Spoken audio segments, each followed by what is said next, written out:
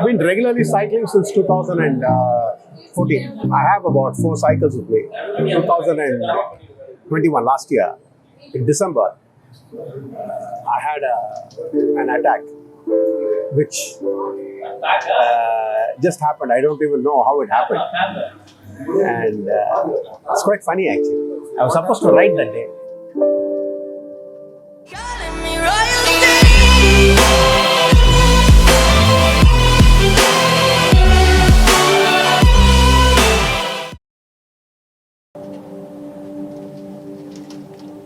I had a very different sensation. I had a very different feeling. So I called my friends and I told them I'm not coming. Normally, I don't cancel a ride. I'm very committed. If I tell somebody I'm going to come, I come. And then when I got up at 7:30, I was sweating. So I was sweating profusely. And then I called my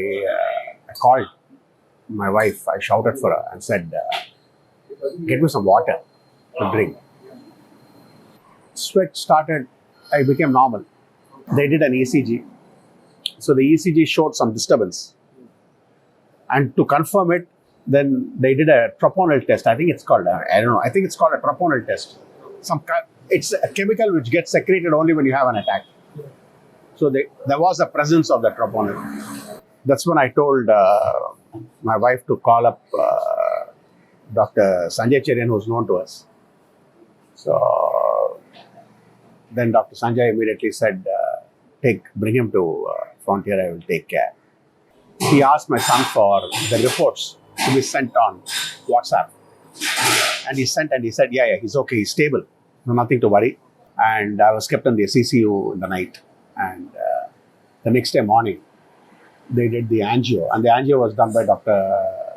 Satish. In fact, Dr. Sanjay knows that I'm a cyclist and a fitness freak. So he was a little bit shocked and he said, it's alarming, it's quite serious. So I was wondering, what do you mean by serious? And bypass is the only alternative. I was I don't know at that point of time whether I felt disappointed, shocked or what. But then it had not yet sunk into my head. So I said, okay, tell my family, please talk to my family, because I don't know whether I was the right person to take a decision then. So they went and broke the news. And then my wife, it seems, they all started cursing my cycling. And they said that it's because of this extreme, mad level of fitness that I got myself into this attack. That's when Dr. Satish and Sanjay told my family that cycling only saved me. It seems that my legs acted like my heart, actually. So the funny part is, fitness is different and blocks are different. You can be extremely fit and you can still have blocks, because blocks are not anything to do with your fitness. But I'll tell you, fitness will not stop you from getting an attack. Fitness can help you during the attack. They said it's not an emergency because he's good, he's stable. You choose a date, but not too late. He has to be kept inside the ICU. Then they did it on December 10th. I had the attack on 5th. 6th, the angio was done. And after 3 days, it was done on 10th. And after surgery, yes, it is a hard surgery. Physically, it's very demanding. Mentally also very demanding. It is supposed to be. They open the sternum. So automatically you have to go through the healing process. I want to tell you this. My surgery, after they opened it, it was not 75% block, 95% block. So the doctors were it took me, it seems, I went in at 9:30 in the morning and I came out 6:30 in the evening. So it's almost about 9 hours of surgery. And that night itself, since I responded very well, my ventilator was removed within 6 plus 6, about 9 hours of ventilator. This is called the radial artery. This is a vein. And then one mammary artery close to my chest. So it's over here. So this is the surgery. And after that, I spoke to a few people. They said, this is what I want to say. Bypass is hard, but it is the best because you're literally removing the blocks compared to other procedures. And then I'm sure that Dr. Sanjay did a great job with me because I did not have any complication after that. Absolutely nothing. He was also extremely happy despite being a close family friend of ours. He was also, Dr. Sanjay was extremely, took exceptional care. I was feeling very disappointed that I was not able to have the thing. The initial fatigue was there. So then I started walking. I found it very hard. I remember I used to take almost about more than 20 minutes to even cover 1 kilometer.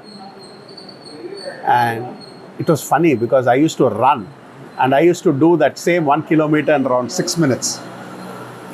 And to make it go to 20 minutes, it was a little bit hard mentally. But then I accepted it. And then I resumed my cycling. And I used to be in close touch with my doctors, asking them. I listened because there are so many, people giving me different advice. You had a bypass, be careful, you should not do this, you should not do that. But I stopped listening to anybody. I listened to only two things. One is my doctors and another is my body. That's it. So my body tells me how I'm feeling. The doctors tell me what to do. I'm doing my fitness activities also. I've got some strengthening to do for my back and all that, which I'm doing in the gym. I'm doing it separately. I'm doing yoga. I think you can have a very good life. You need to give it some time. It's just not even 6 months. I think today is June 8th. So I'll be completing 6 months post-surgery day after tomorrow. That's June 10th. And if you ask me if I have any issues after the bypass, absolutely zero. I can tell for one thing, make fitness, that is cycling, running, sports, a part of your life. But please don't think that these things will stop you from getting an attack. That will help you as far as reducing the blood sugar and decreasing the blood pressure. But blocks are a different topic altogether. For me, most probably because my maternal uncle and my mother had some cardiac issues. So it should have come from genetically. My uncle did not survive. My mother also passed away due to her heart. I survived. The only difference between three of us is I was fit. So fitness will save you.